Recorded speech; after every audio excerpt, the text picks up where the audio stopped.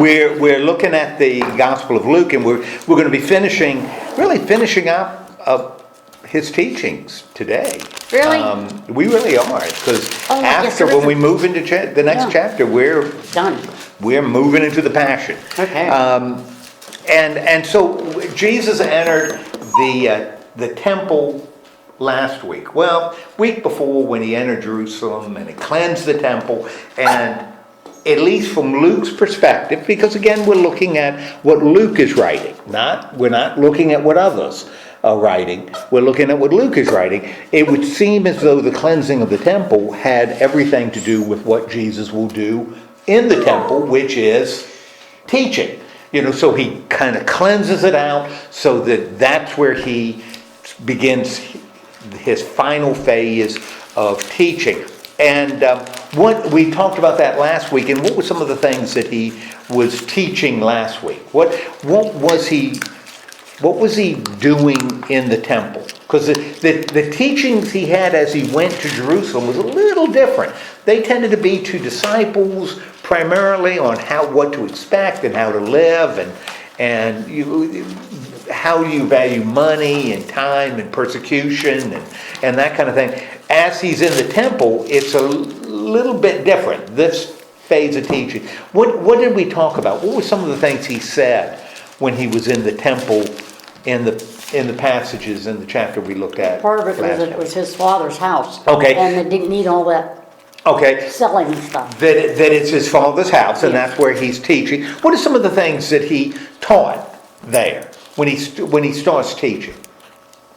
He was teaching the difference between his father's house and worship there, and he also taught about give unto Caesar what belongs to Caesar. Okay. So he was dividing the earth versus worship in spirit. He's responding to some different groups, and one of them that we hadn't even heard mentioned before. Sadducees. He talks to. We hadn't even seen Sadducees. So he kind of rattles through these different groups, because he's talking to scribes and chief priests and about, how they view themselves, which may have some parallels on how Christians tend to view themselves. Sometimes we become kind of possessive of the vineyard that God has given us. Yes. As they did, and talked about the coin and taxes and your responsibility to Caesar and to God, and he talked about resurrection and established that he certainly believes in the resurrection, which means his teaching is more in line with Pharisees, actually, because they see resurrection, than the Sadducees, who don't, as part of Judaism. And so he's done that, kind of a little, I think, a little convoluted argument about the Messiah being related to David, but not, and which is a little complicated. There's a logic there, but it's not necessarily an easy one to grasp, nor one that maybe we should spend a lot of brain cells trying to figure out. So all of these things he's teaching, and even about sacrifice, because the last one we looked at right at the beginning of the first chapter 21 was about giving, and the comparison between the rich person who is giving and the poor person who gives a little bit. And it wasn't, of course, he's been really critical of rich people, but he's not critical of the rich person here. But he does say that the poor person has given more because she's given out of her poverty rather than out of her riches. Yes. So anyway, he's established all this, and now he's coming really into the last teachings. And if we're at the last phase of his teaching, and this is it, after this, man, he is the ball starts rolling downhill. Once he finishes here, how might we view these last teachings that Jesus has? How might we, the reader, view the teaching that he offers right at the end? Or maybe a better question, how do you think Luke, as he's putting this story together, how do you think he wants us to view these last teachings that Jesus offered? Well, for me, it was pay attention. This is the last you're going to hear from me. This is the ending. You need to, this is it. Pay attention, see what's going to be happening, see what's taught. And also Yeah. the false ones that come forward, beware of who you. Okay. Yeah, beware of that. Yeah. Right? So a lot of times if we're looking at, not all the time, but if we're looking at the flow, the most important thing he wants you to know may be the last thing he says.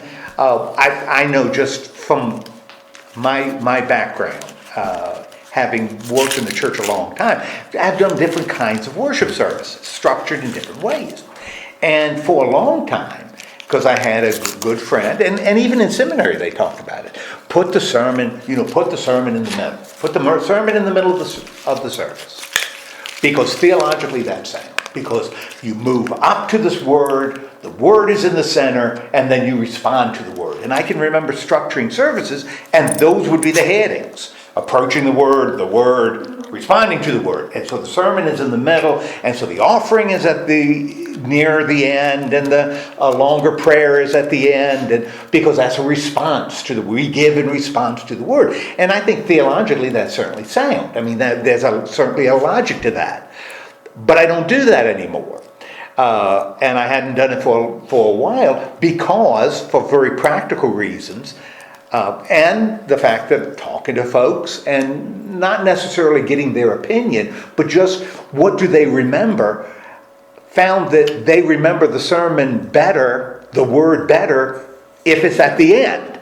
If you put it in the middle, they don't remember it quite so well because you're doing other things afterwards. And I said, well, what is it that we really want at the end of the service people to remember? What do I, the preacher, the leader, what do I want people to take away from the service? Do I want them to take away the offering? Well, that's giving an offering to God is important. I don't want to minimize that. But I probably want them to take away what the word says or how the word can be applied. And so for that reason, even though I think it makes good theological sense to have it in the middle, move the sermon to the end. And I'm not going to try to justify it by explaining how we get there. I'd like people to remember the sermon rather than the offering or kind of a pastoral prayer or something like that. So anyway, that's often when a writer is writing, they'll say that last point. And before you go, let me tell you. And that's kind of what we've got here. And it's really interesting when we look at Matthew, Mark, and Luke. And they're called synoptics. They have a lot in common, those Gospels. John is sort of over there. It's very different. But if you look at all of those, they all end this temple teaching at the same place. The content is always the same in all three of them, which tells me that this is something that all three of them really, really value, although the teaching is different. What Jesus says is different in the three. It's always with the same focus, the same topic. So, would tell me that this is really, all of them viewed this as an important lesson they wanted their church to hear. Okay, so that's where we are in chapter 21, beginning in verse 5. You got verse 5 in front of you. He starts a new lesson. And what triggers this last bit of teaching that Jesus is going to offer? He's talking about the adornment. Okay, talking about the temple, right? And how fancy it is. Now, what role does the temple play in the lives of Jews? That's where they have to go to pray. That's where they pray. That's where they give their offering. Sacrifices are done. The temple is sort of the center. In fact, it was so much the center that when they rebelled and the Romans put down their rebellion, not only did they tear down the walls to Jerusalem, because then you don't have a fort. You can't create a city fort. They tore down the temple, because the temple became kind of a symbol for possible Jewish resistance. It was so important to them. Now, what role has the temple played in the story? Because Luke has told us this story. What role has the temple played in that? In other words, how has Luke used the temple as he tells the story of Jesus. Everything seems to happen in the temple, Okay, or around the temple. Yeah, a lot of stuff happens. And if you want to you could make the case that in Luke, more stuff happens in and around the temple than they do in the other Gospels. Because, in Luke, you've got the story of after Jesus is born, Mary and Joseph taking the baby to the temple, for the you got Jesus as a boy in the temple. Those are stories unique to the Gospel of Luke. You don't see those in the other three. It really is the center of most of Luke's because of, that's where you have to go to pray. Yeah. People travel to there to pray and, And I'll tell you, in the first few chapters, well, not even first few chapters, in the book of Acts, which is also written by Luke, the temple plays an important role. So the temple plays a big role in Acts. So Luke evidently sees the temple as being pretty important, even as he tells the story to people who have no knowledge. Have a knowledge of the temple, but is sort of looking back, because by the time they get this stuff, the temple's destroyed. Luke's audience has never seen the temple standing. They couldn't, because it was destroyed, 20 years after the gospel was written. And how many, was the temple only destroyed once, or wasn't it destroyed more than once? Well, the temple, one of the things that when the city of Jerusalem is conquered, the conqueror, the temple can become a focus of resistance. We are fighting for our God. And our God is represented in the temple. That's where he dwells. So if I want to break the resistance of the people, or to guarantee that I don't get future resistance, one of the ways I can do it is tear down the temple. If I tear down the temple, then people don't have a place to focus. We aren't fighting for God because the temple is gone. And so temple was only destroyed twice. It was destroyed when the Babylonians conquered the city. It was stripped of its gold. It for a lot of reasons. Sometimes the kings did it to pay off. Coco, come here. But the temple's only actually totally destroyed twice. Now it's torn down once when Herod starts building his temple. There's an old temple that was built, and when we studied Nehemiah and Ezra, that story of Nehemiah, when they come back, the Persians let them come back, that's one of the first things they build. They build the temple in Ezra, and then in Nehemiah they build the wall around the city. So that's something that we see when Herod becomes king. One of the things Herod does is he decides we need a better temple than this thing that was built. And so he tears the old one down and starts building a new one. And it was torn down then, but it wasn't because of conquest. It was because they wanted something better. And the temple that Jesus is talking about here is better, but when Jesus is living, it's still under construction. The temple is not finished. It's still being built. In fact, it's only going to be built for about 4 years before the Romans tear it down. So it's really sad that it's only functioning in completion, and then the Romans will go. And that's part of the reason why it becomes a focus of resistance, because the temple's built. Now we're going to rebel against the Romans. And the Romans say, think again. From what I see with the temple is that Jesus says it's a house of prayer. It's where we are to go worship. Mm-hmm. The people have actually made it a focal point. It's a focus. They've also made it a priority. Mm-hmm. You can't pray anywhere else but the temple. So it's like a priority type thing. And Jesus came to say that the temple is nothing. God is everything. Well, and he almost has to say that. Yeah. Because the temple doesn't exist anymore. So the people who are hearing that, that's to destroy what man thinks. Like my $1 million mansion's everything. It's nothing. Yeah. Mm-hmm. Jesus is speaking eternal life and God. So I see that contrast. And I think it's important that people realize it, the contrast between the temple and how important it was. It's like materialism. It was so important for the people, mm-hmm. and in God's eyes, not really. Well, hold that thought, because what we would run into with that thought is then we have to discount the Old Testament, mm-hmm. where God said the temple is the center. Then we'd have to discount, a lot of the Old Temple where, this is something going on, primarily because the temple doesn't exist. It'd be interesting to see what they would be writing if the Romans didn't tear it down, if it was still functioning. That would be really, really interesting. Anyway, so we've got in the temple, they're admiring the temple, and what does Jesus say?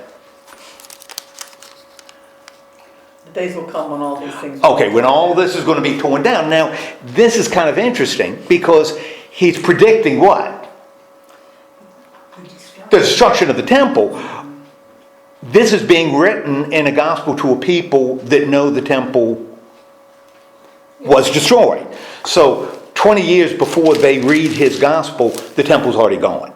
So this is a prediction here of something that has already happened, and that's okay, but the people, Luke's audience already knows the temple's destroyed. Just like when we read it, and he's predicting the destruction of the temple. Well, it's not there anymore.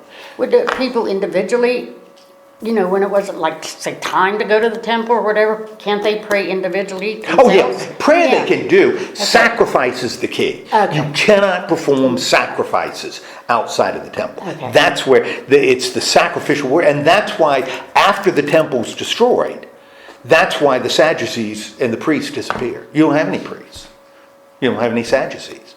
Because the job of the priests and the Pharisees isn't to run around teaching about God. The job of the priests and the Sadducees is to either perform sacrifices or to protect those who are performing sacrifices. And once the temple's gone, a priest can't go to Caesarea, build himself an altar, and start performing sacrifices. That would violate the Old Testament, which would violate what they believe is essential about worshiping God. So you can't do that. Sacrificial worship disappears. And that's why the Sadducees and the priests. Yeah, and in here, isn't it sort of like Jesus is trying to prepare them better for what's coming? And that's what we want to see, where he goes with this. Yeah. Because what he says is, with the question, okay, so he says this and they ask a question. Because I think the question is pertinent, and how Jesus responds to it may be even more so. Because they ask a question, and by the way, who is the they? The disciples and we don't know, because it says some people were speaking about the temple. Who were some people? Now, in Matthew and Mark, it's disciples. That's clear. But Luke doesn't identify some. Other than it's the people talking about. Well, this says some of his disciples. Well, and Bev isn't here. I got her again question.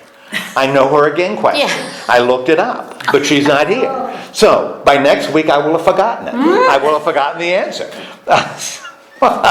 So does it say that in yours? Yes, it says some of his disciples were. That's interesting, because in the translation, I'd have to look to see if disciple is used. Where are you at? But anyway, they ask a question. Okay, verse 5. Okay. They ask a question, and what's the question that they ask?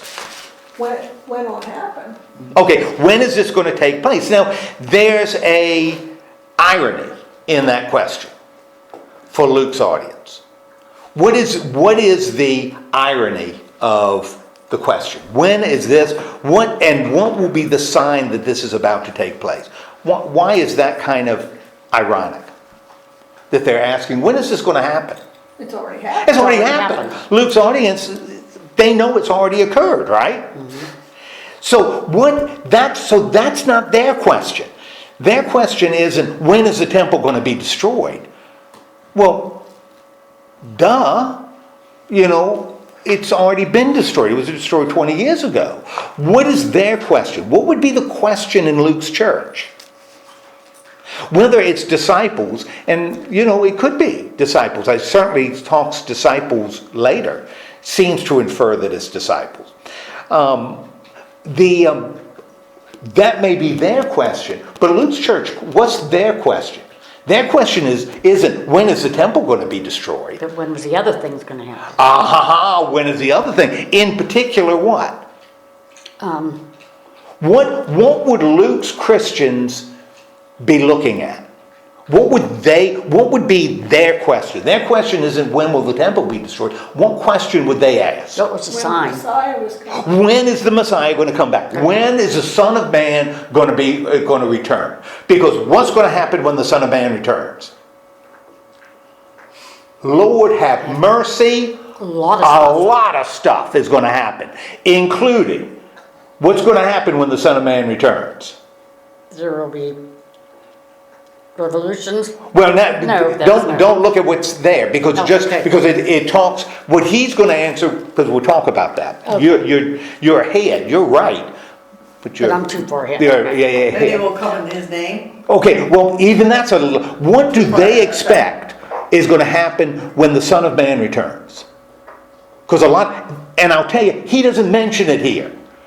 What do Jews expect? What would Jewish Christians expect to happen when the Son of Man returns? Oh, he's going to become king. Okay, what's going to become king? Right, kingdom is going to come on earth as it is in heaven. Okay, what else is going to happen?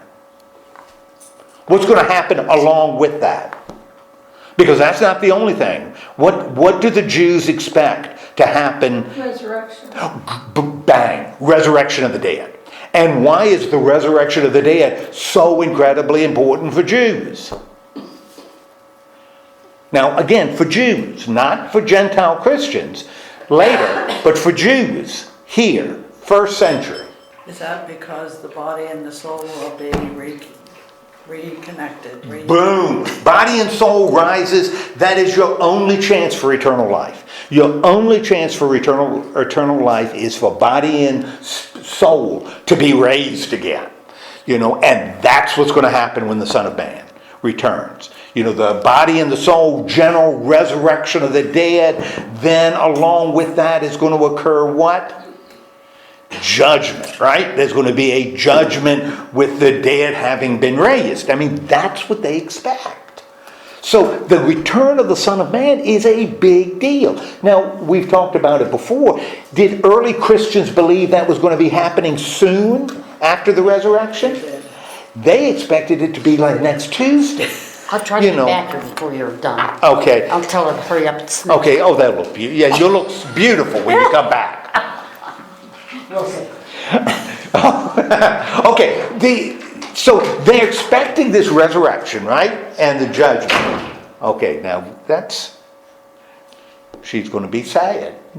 Coco Chanel, yeah. Okay, general resurrection, judgment. This is a big deal that they expect. Now, the early church expected it to be immediate. We know that because when Paul wrote probably the first letter that's in the canon, it's really about the resurrection, 1 Thessalonians. And the problem in the Thessalonians church is it's taking too long. And Christians are dying and Christians aren't supposed to die.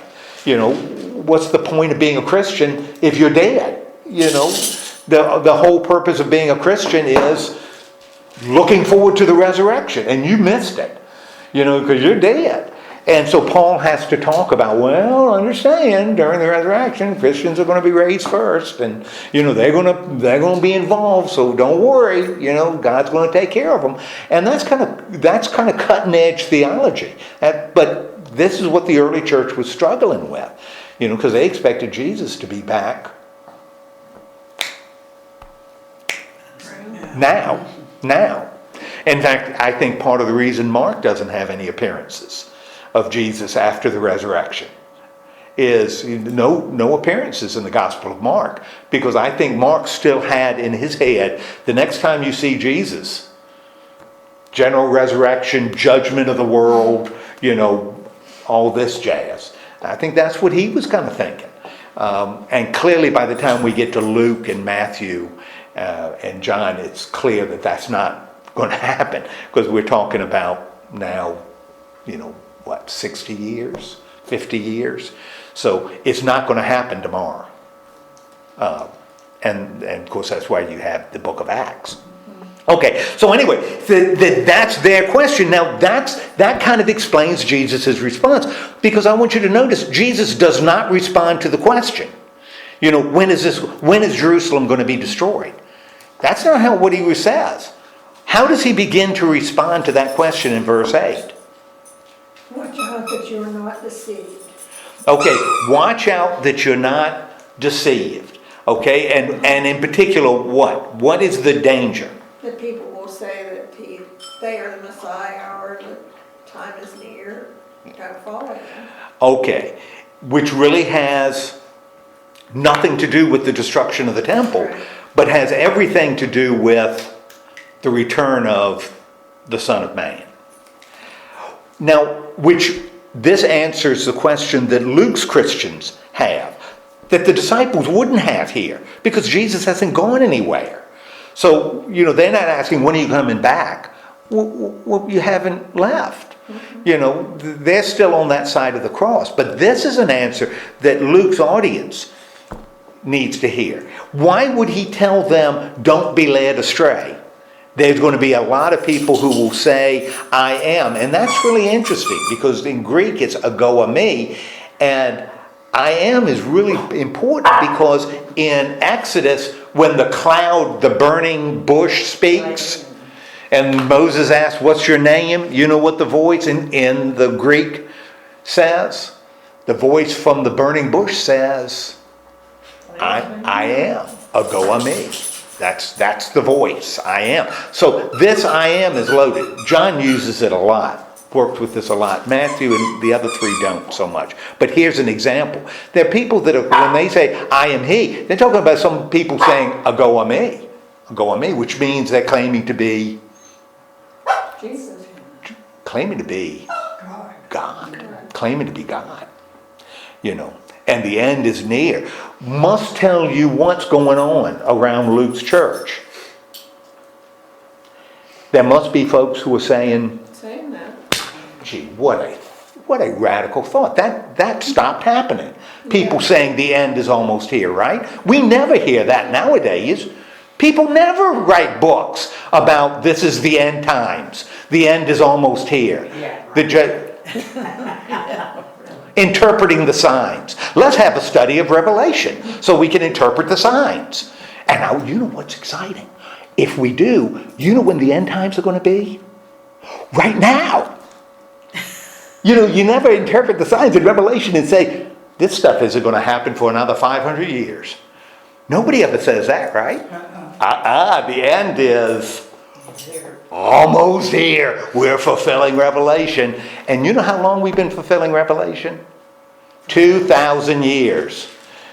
People have said, this is the fulfillment of Revelation. Anyway, that's an aside. This is what they expected, and this is really what Jesus is. Why do you think people want to focus on the end so much? They want to know what the ending is. They want to know what the ending is. Why? Why do you think they want to? Why do we want to know? Because I tell you, if I did a study on Revelation, I bet I'd have more people. And particularly if I advertise it as, we're going to interpret the signs. So I'm going to tell you the signs. I bet you I'd have people coming outside the church to a study like that. Why?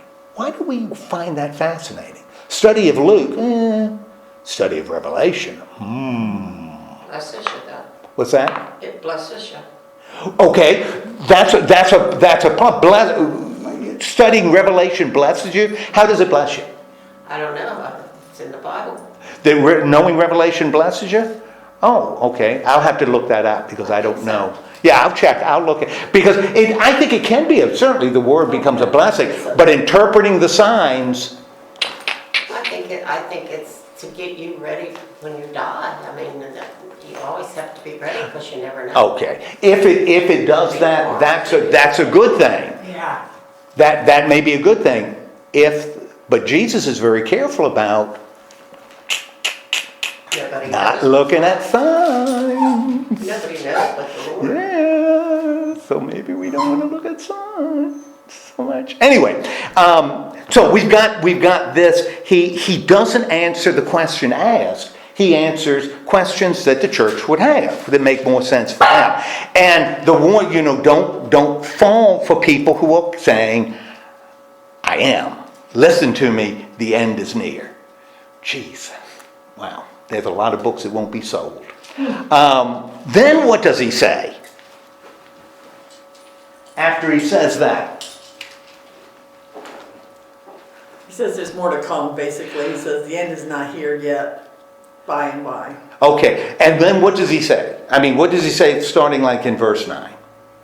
When you hear of wars and uprisings, do not be frightened. These things must happen first, but the end will not come right away. And he goes on and talks about Wars and earthquakes and famines and plagues and even signs in the heaven. Now what is he describing? What is he describing? Maybe eclipses.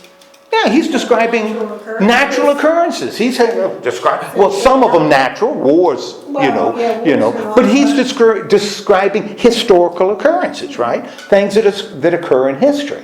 Now, what message is then he conveying? When you hear this stuff happening,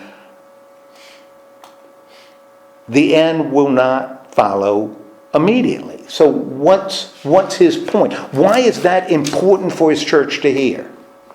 For Luke's church to hear? Jesus saying this. Why is this important for his church to hear? So if the end doesn't come right after that, they don't disbelieve or be disappointed. Okay. Or, Okay. leave the church because it didn't happen. That it didn't happen. That this is not an indication. It also tells us maybe some people around are saying, you see the plague? You hear about this famine? Mm-hmm. We're getting close to the end. Be careful. Be careful. Beginning in verse 12, what does he then tell them?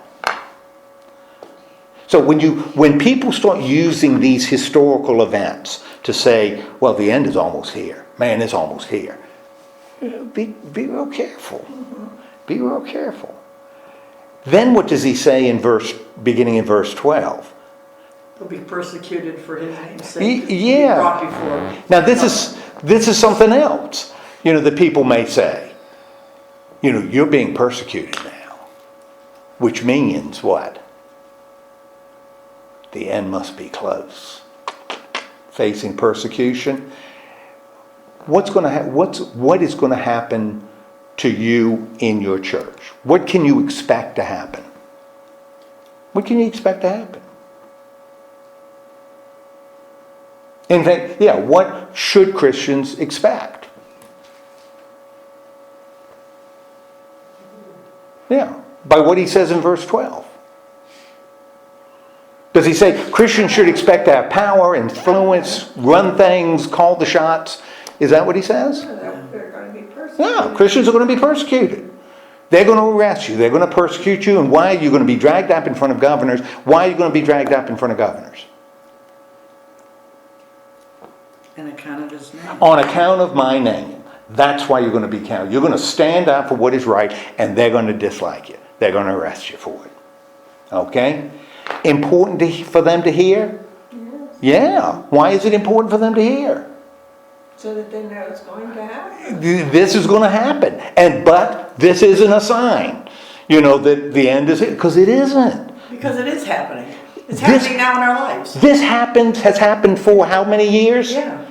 2,000 years. Christians have always been How long will it happen into the future? I don't know. Could be another 2,000 years. I don't know. But this is what Christians can expect. You stand up for what Jesus Christ taught, and you are not going to be popular. That's the way it is. So expect persecution. How should Luke's church see this? And he said this earlier in the gospel. But how should they see this persecution? Being dragged up in front of magistrates and courts and stuff. It's an opportunity to bear witness. Okay? See it as not a negative. This is an opportunity to bear witness. Right? Okay. And what does he say when you're dragged up and bearing witness? What does he say? What's going to be the basis or the source of the words you're going to use? It's going to come from his spirit. He's going to give us the words to speak. Yeah, and that's really interesting that he's going to give us a word. Has he given us the words to speak?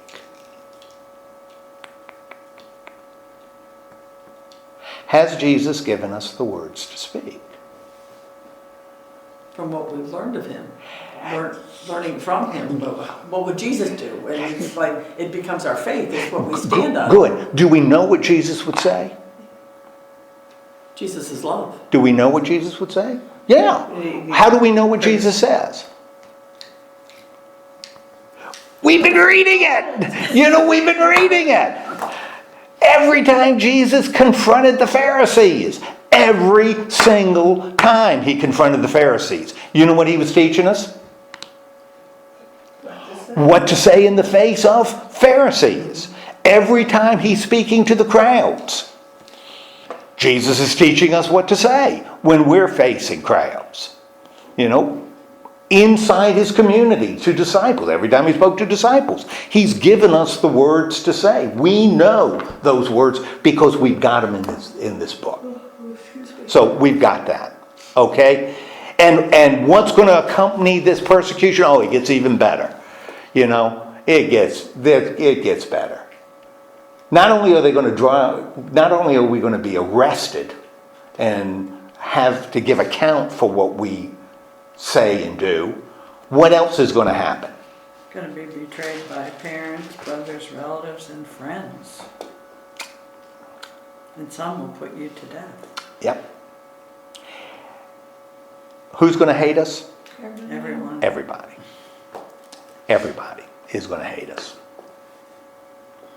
Why are they going to hate us?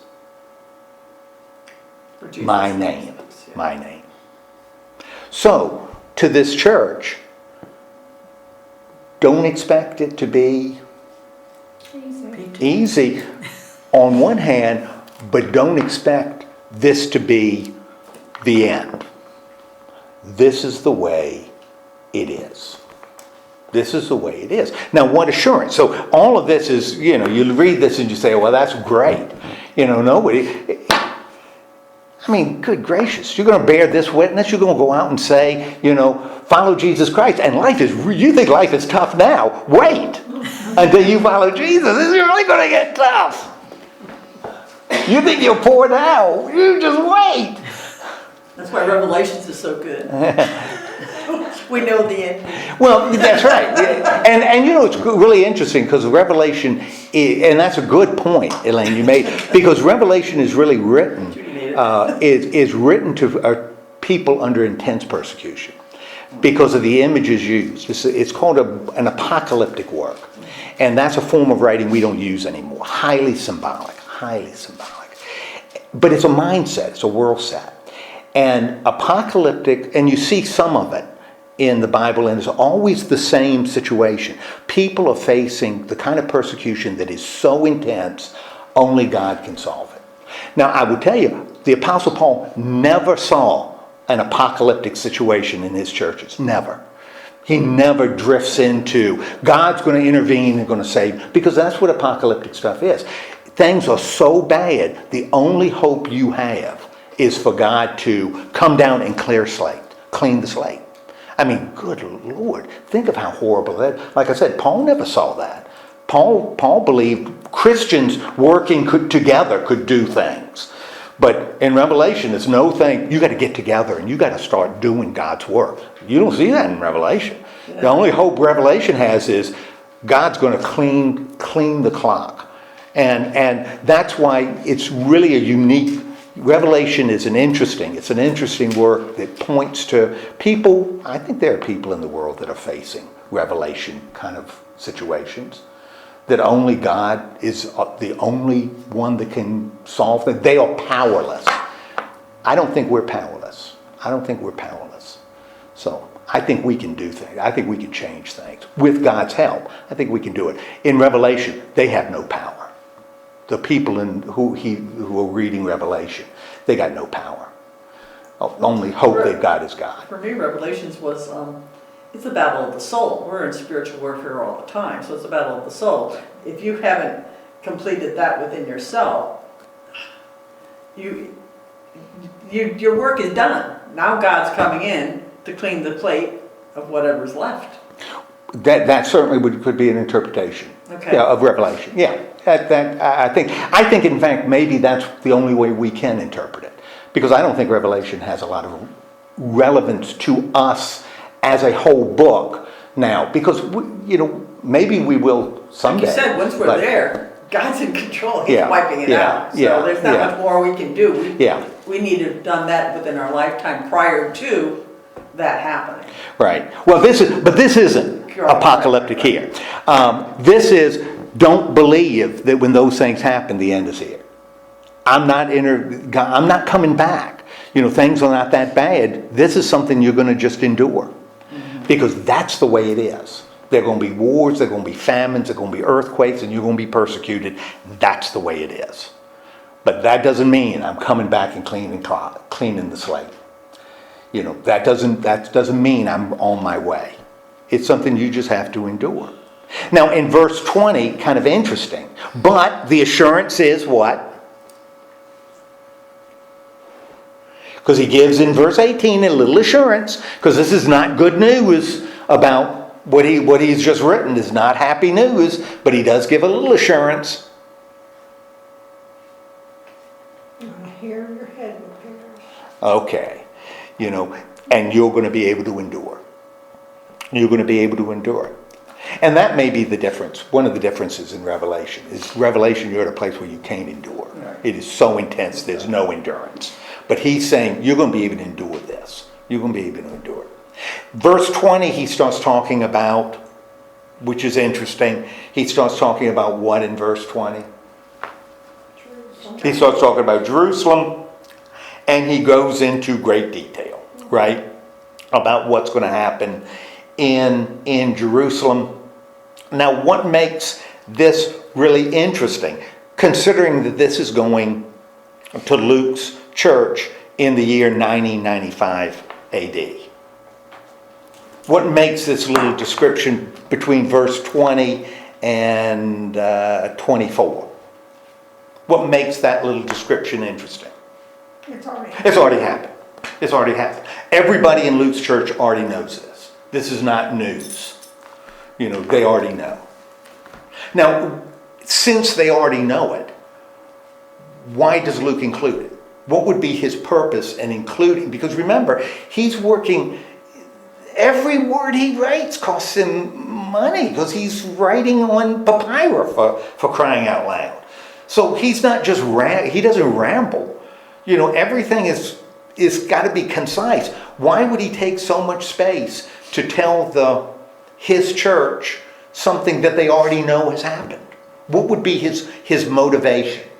So that we would know. What's that? So that we would. Okay, so that we would know what? What had happened. Okay, so it becomes a little history. We know what happened. Good. So we've got that. And the fact that it's coming out of Jesus' mouth in the year 33, 34, which will be like 40 years, almost 40 years, a little less than 40 years before it will happen. So we know we've got a summary of what happens, and we see Jesus saying it before it did. And so what does that do for us with Jesus? Jesus has credibility, right? Because he has predicted something that has occurred. He's predicted something that occurs. This becomes a way to reinforce that Jesus is speaking with authority. It also sets him up for what he says later, because if we look at the end of verse 24, how long he talks about Jerusalem being trampled on. Who's going to trample on Jerusalem? Gentiles. Gentiles are going to trample on Jerusalem, right? And how long is Jerusalem going to be trampled on by the Gentiles?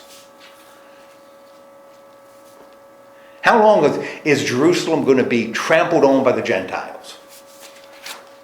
It says until the times of the Gentiles are fulfilled. Until the times of the Gentiles are fulfilled. Now, I said, I don't know what that is. you know, my question right underneath that verse is, what might be the times of the Gentiles? What do you think he's talking about? The time of Jerusalem. Now understand, this is going to a church that already knows Jerusalem's destroyed. Already knows it was destroyed by who? Who destroyed them? The Gentiles, because the Romans destroyed it, right? They know it's already been destroyed. This little church, Luke's church, already knows this. And they say they're going to trample on Jerusalem. And we know Jerusalem is important because Jerusalem's been important in the story. And all this stuff is occurring in and around Jerusalem. How long is Jerusalem going to be trampled on? Until this time of the Gentiles is fulfilled. What would be the time of the Gentiles? Till the end. Oh. Okay, yeah. It'll be the time leading up to the end, right? So, Alice, you're right. It is talking about the end. This time leading up between the destruction of of Jerusalem to the end becomes the time of the Gentiles. Now, it is really interesting that Luke would say that, particularly since Luke also wrote the book of Acts. Because what are we going to see in the book of Acts? Does anybody know the last command Jesus gave his disciples in the book of Acts, right before the ascension? Love one another. You would like it to be love one another, but it isn't. I would wish it were, but it isn't. Remember on Sunday, I said one of the things that's interesting is when you look at the Gospels, and you can't, 3 of the 4, and you can't use Mark because Mark has no appearances. So Mark is not relevant for this. But 3 of the 4 Gospels, all the Gospels that talk about Jesus talking to disciples after the resurrection, his last words are the same thing.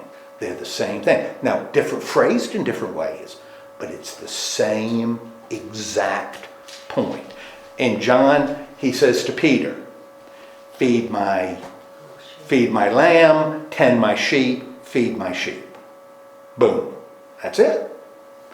In the Gospel of Matthew, on the mountain in Galilee, go therefore and make disciples of all nations, baptize them in the name of the Father, Son, and Holy Spirit, teach them all that I have commanded you, and lo, I am with you always to the end of the age. Boom. Last thing he says. In the book of Acts, because Jesus has been raised, is about to ascend, the last thing he says to his disciples is, they ask him, when are you coming back?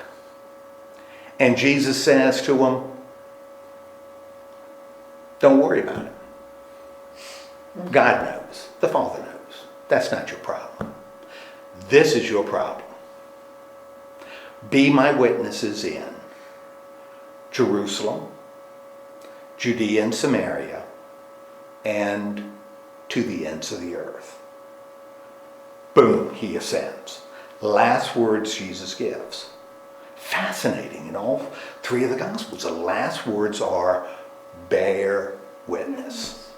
It's not have faith. It's not love one another. It's not hang on to hope. It is bear witness. In the book of Acts, the disciples are going to bear witness. In Jerusalem first, then Judea and Samaria, and Paul is going to take the gospel where? To the ends of the earth. Because he's going to end up in the city of Rome. So he's going to take the gospel. As he's going to take the gospels to the end of the earth, who is he communicating the gospel? To whom is he communicating the gospel? What kind of people? Gentiles. All of this is going to, what Jesus says here, Jerusalem is going to be trampled until the end of the age of the Gentiles. And by goodness, the gospel is going to go where? To the ends of the earth, to the Gentiles. It becomes really interesting when you think about that. that Christians, so as long as the Gentiles are in control, that's the time of the Gentiles. But Christians have a job to do in the time of the Gentiles. And what is it? To hide and wait for the end? Is that the job? To stay together as a tight-knit community? Is that the job? Be my witnesses to the ends of the earth, to the ends of the world. So, right here, during this time of the Gentiles, the church has a role to play, right? Now, when this time, but that's something he's going to deal with in the book of Acts. When this time is fulfilled, what's going to happen? But there's going to be a time when the age of the Gentile, the times of the Gentiles are done. That's going to end. It ain't now because the gospel is still going out to the Gentiles. It's going out to the world, right? When this time is fulfilled, what's going to happen? When we reach the end of the time of the Gentiles, what's going to happen? The Son of Man will return And how are we going to see it? in a cloud. Oh, Lord have mercy, there are going to be signs in the sun and the star, and the earth is going to be distressed, and the sea is going to be roaring in the waves. Now, we've talked about sea and water as images. What does water always represent? Chaos. Chaos. You know, this isn't just nations fighting nations. This is true chaos. This is total chaos. You know, and so bad that people are going to be doing what? Faint from terror. They are fainting from fear, right? For the powers of the heavens are shaken. This is apocalyptic images. This is apocalyptic stuff. You know, whenever you read the sun turning or the moon turning red and the sun going down, all of that's good apocalyptic stuff. That's what he's, and when that happens, you know it. What's going to occur? Son of Man, right? How's he going to come? In the clouds. In a cloud. Now becomes really important because the Hebrew word for cloud, kavod, is also the Hebrew word for glory.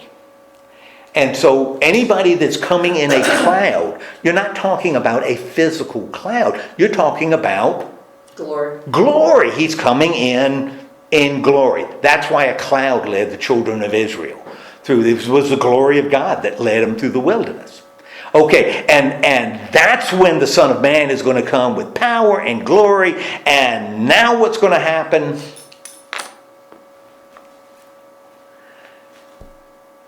Now you could say what? Redemption is drawing. Redemption is near. When this happens.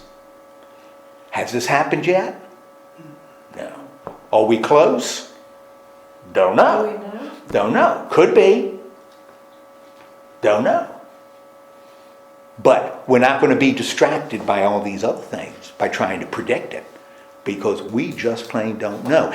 And Jesus offers, and he's done this before, and he's doing it again. What does he offer to explain what he's been talking about? He offers a parable, a story with a meaning. And what's the parable? It's a little short one.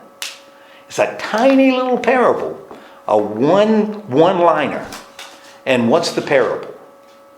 When a fig tree sprouts leaves, you know that summer's near. Now, when a fig tree sprouts leaves, you know summer's near. Now, when a fig tree, in the life of a fig tree, when it starts sprouting leaves, what does that represent? When a fig tree, or when any tree, starts spouting... New life. Okay, you got new life coming, right? Something new is happening. What else? In terms of its life. Fruit. Is fruit setting on the tree when it first starts sprouting leaves? No, not yet. Oh, it's starting. Not yet. That's the fruit is going to come a little later. You know, it's when, new life, the tree starts turning green. Now we're starting a process, right? So we're not at the fruit bearing stage yet. You're not picking any figs off of a fig tree. It's just starting to sprout leaves, right? Okay. Now, what would be based on what? Now, we know a parable is like a riddle. Is a riddle. What has Jesus just said that might be that we might compare to the sprouting of leaves. When you see leaves coming on the fig tree, you know summer is on its way. What would be something? When you start seeing these things happen, you know that I'm coming. Yeah, that there's Time is something here. that there's something coming, but I'm not here Yeah. yet. I'm not here yet. And so, what's the point of the fig tree? Pay attention. Yeah, pay attention, and we're paying attention to what? The signs. Yeah, this what's going to occur, and he's talked about what's going to occur. He said what's going to occur before the end. Wars, rumor of wars, right? Going to happen before the end. What's going to happen before the end? Plagues are going to happen. Famine's going to happen. What's going to happen before the end? You're going to be dragged in front of courts before judges. That's going to happen before the end. What's going to happen before the end? Your family's going to fall apart. That's going to happen because of me. That's going to happen before the end. Is that the end? Heck no. Just like you don't get figs off of a fig tree that's just starting to sprout leaves, that's not the time. But it's a sign that it's coming, that the time is coming. But it's not here yet. Now, why is that so important for Luke's church to hear? Now, disciples who are hearing this, I can imagine they're doing this.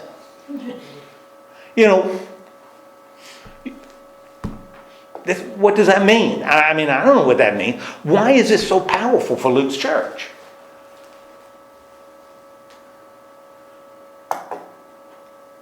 Why is this so important in Luke's church? So they know what to expect, so they are prepared. They know what to expect. They know what's to expect, and they know what's coming in the future. They just don't know when that future is going to come. And in fact, the bottom line, all of this, all of what he has said, should encourage people to do what? What should it encourage us, Luke's Christians, to do? What should it encourage us to do? Watch and pray. Yeah, well, first, it says, don't be weighed down with, I hope. and I think this is important that he starts with negative stuff. Don't be weighed down by running around and doing crazy things, or things that are destructive to you, or worries about life. Don't be weighed down by that kind of stuff, right? Now, would that come if you were facing persecution? Heck yeah. Is that going to come if you're seeing wars and rumors of war? Heck yeah. Is that going to come when your family is falling apart? Heck yeah. Don't become distracted. Don't get distracted by this. That's a trap, right? Okay, so how do we then live? How do we live? We're not going to be distracted by this stuff. How are we supposed to live? I can only speak personally. Well, what does he say? He says, Go ahead. What does he say in verse 30? Because he says it in 36. be always on the watch and Be alert. What else? pray that you may be. Pray that you have strength, right? To stand before the Son of Man, right? That's what you're supposed to do. That's what you're supposed to do. Be alert and pray, because these things are going to happen. Now, to a church that's sitting there waiting for Jesus to come and has been waiting and waiting and waiting and waiting to hear this, maybe it causes some to say, I don't want to wait anymore. I'm going to find something else. This has been a waste of time. Might cause others to say, especially since this is coming out of the mouth of Jesus, maybe it's not all about the Son of Man coming right now. Maybe it's something else is more important. Right. Maybe something else is more important. Maybe what Luke will talk about in Acts, bearing witness, may be more important than sitting around waiting for the end. Maybe. Could. Luke's church that could be a message that might encourage a church that's getting discouraged because things are getting so bad. It's almost like he's laying the ground rules before his death and resurrection. Sure. Almost he's just laying it out there. And I think this scripture that comes to my mind is, in this life you will have tribulations, be of good cheer, I have overcome the world. Mhm. It's something more, like you said. Mhm. And it's almost like he's just getting them ready for the finale. Yeah. You know? But don't get distracted by the finale. Well, no. Yeah, No, yeah. that's your faith. That's Don't your get faith. distracted by the finale. Instead, do what you know you're supposed to do, Right. which is John says, feed my sheep. Matthew says, make disciples of all nations. Luke says, Walk the walk. well, Luke says, be my witnesses in Jerusalem, all of Judea and Samaria, and to the ends of the earth. You want to know what to do? That's what you can do. That's what you can do. And maybe that's why you're here. Maybe that's why you're here now. I think we all have purpose. Yeah, that this is, and in some way, this becomes our purpose. This becomes our purpose. So, I think this becomes, again, this powerful lesson as Luke is shaping this story. But like I said, Matthew does the same thing, Mark does the same thing. You know, as they're shaping their story, all three of them are saying, don't get distracted. Keep a focus on what you can do. And what you can do is bear witness right now. Even Mark says that, even though Jesus doesn't talk to him because he doesn't appear in Mark. The angel, the young man says, go tell my disciples. Don't be afraid, tell my disciples. And of course in Mark, the women leave the tomb and do what? Tell nobody. That's what Mark says. They leave the tomb to tell nobody because they were afraid. Mm-hmm. And Mark ends. Period. End of the Gospel of Mark. You say, what's happened? There's got to be something after that. At least two people thought there should be, and they added a little ending. Because it can't end here. But that's where I think Mark wants it to end, because that's our job, is to do what the women didn't do. And that becomes the message, a consistent message we have here. Now, this is the last thing Jesus says to them. Therefore, it must be important. It must be important. So something to think about, to sort of claim. I think it probably will always be fascinating to think about the end and see images. But what's really important is sharing the gospel of Jesus Christ. And how can we do that? How can we share the gospel of Jesus Christ to others?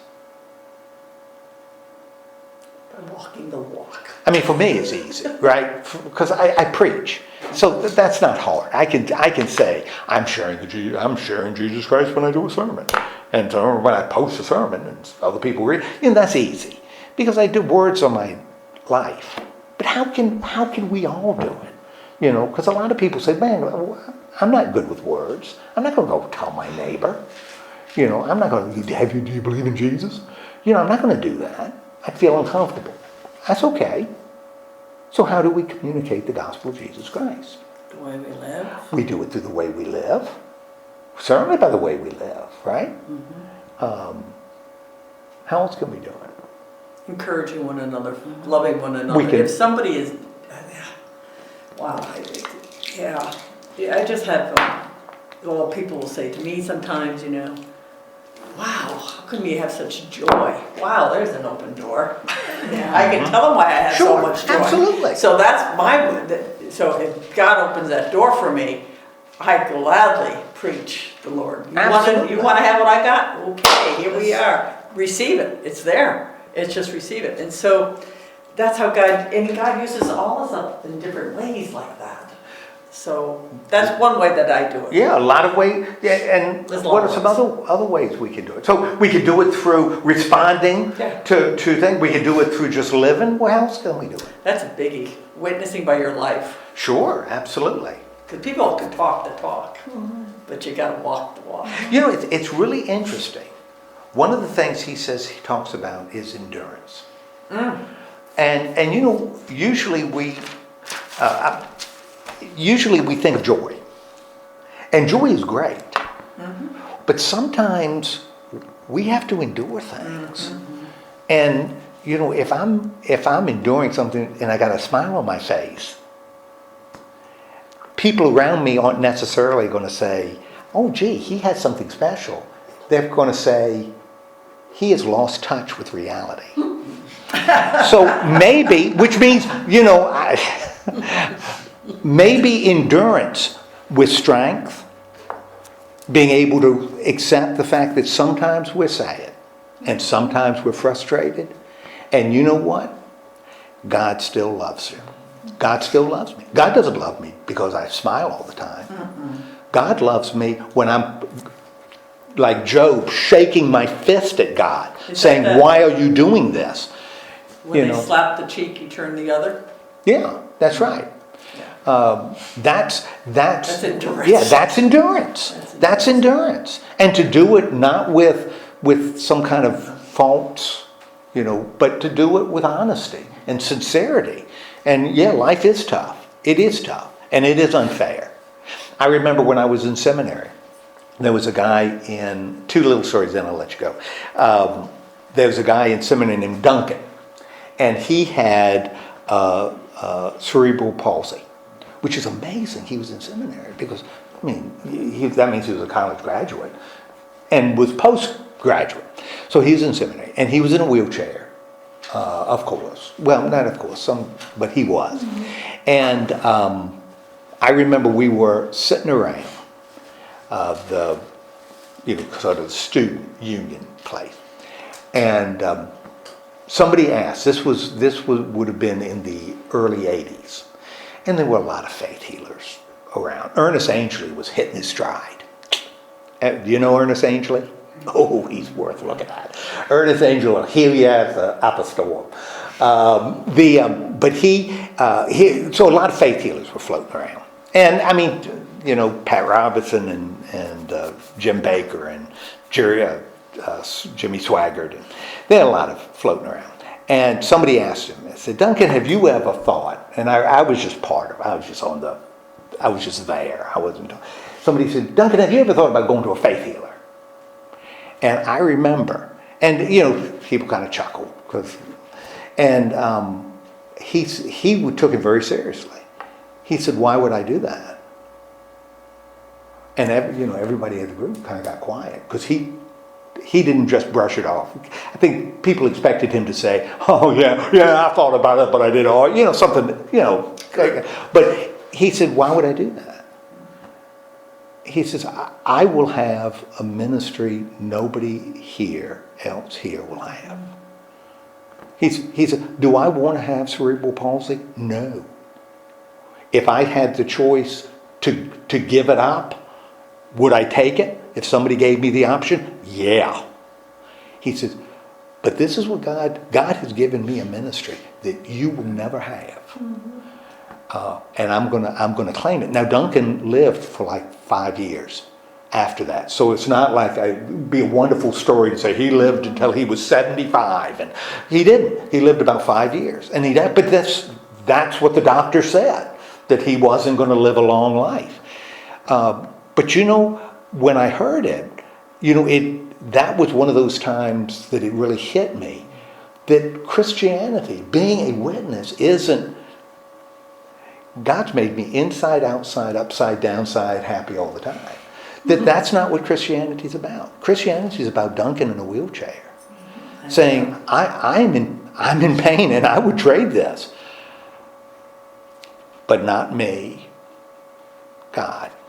And that's what Duncan said. And that's meant a lot to me, as I've got. And the other little thing is, of course, and it's a little short story. A fella comes into and I may have said it before, told you before. Guy comes into a cafe, farmer sitting in the back. And there's a young man, he's got a Bible in his hand, he's bearing witness to Jesus Christ. And he's going from table to table. Are you saved? Are you a Christian?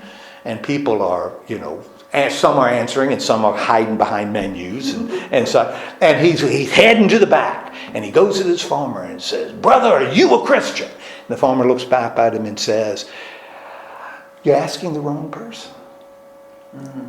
You're asking the wrong person. Ask the waitress.